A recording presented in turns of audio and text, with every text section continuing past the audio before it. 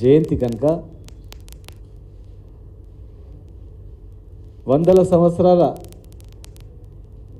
పోరాటంలో ఏ ప్రభుత్వం కూడా 70 సంవత్సరాల పైన స్వాతంత్రం వచ్చినా ఆ రోజు నుంచి కూడా సర్వాయి పాపన్న మహారాజ్ చరిత్రను ఏ ప్రభుత్వం కూడా వెలుగులోకి తీసుకురాలేదు. జయంతి వర్ధంతి ఉత్సవాలను చేయాలని చెప్పి ఎన్ని డిమాండ్లు ఉన్నా కూడా ఎవరు కూడా పట్టించుకోలేదు. కానీ మేము అధికారంలో ఉన్నప్పుడు సర్వాయి పాపన్న జయంతి వర్ధంతిలను అధికారికంగా చేయాలని జీవో ఇచ్చినాం. సర్వాయి పాపన్న కోటను ఒక పర్యాటక కేంద్రంగా తీర్చిదిద్దినాం.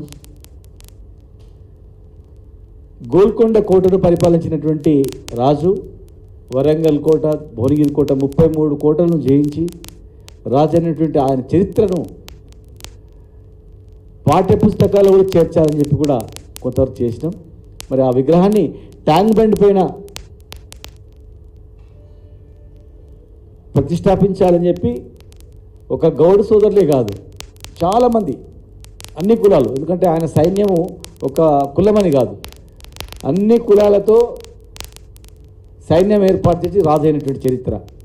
రాజు అంటే ఆ రోజుల్లో క్షత్రియులే రాజు కావాలి, మిగతా వాళ్ళు రాజరికం చేయగలేదు అనేటువంటి దానిలో ఆసియా ఖండంలో భారతదేశంలోనే మరి క్షత్రియుడు కాకపోయినా మేము రాజెందుకు కావద్దని రాజు అయినటువంటి చరిత్ర గల సర్వాయి పాపన్న విగ్రహాన్ని అన్ని వర్గాల క్షత్రియుడు తప్ప మిగతా వాళ్ళందరినీ కలుపుకొని రాజైన చరిత్ర ఉంది కనుక ఆయన విగ్రహాన్ని పెట్టాలని డిమాండ్తో మేము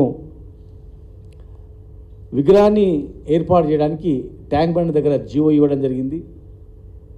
అదేవిధంగా జీవోతో పాటు 3 కోట్ల నిధులను కూడా ఏర్పాటు చేశాం. ఇవన్నీ 3 కోట్ల నిధులను కూడా బీసీ కార్పొరేషన్ ఇప్పించడం జరిగింది. మరి రేపు జయంతి ఉంది కనుక ఈ ప్రభుత్వం ఎలక్షన్ మేనిఫెస్టోలోనే వాళ్ళు ఇచ్చిన హామీలోనే సర్వాయి పాపన్న పేరు మీద జనగామ జిల్లాకు మేము మారుస్తామని చెప్పి అనేక రకాల వాగ్దానాలు చేయడం జరిగింది.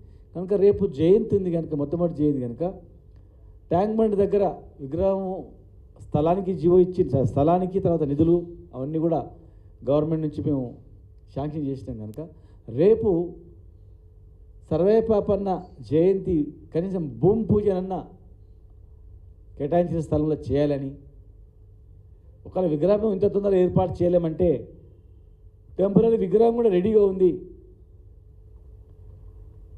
చిక్కడపల్లిలో.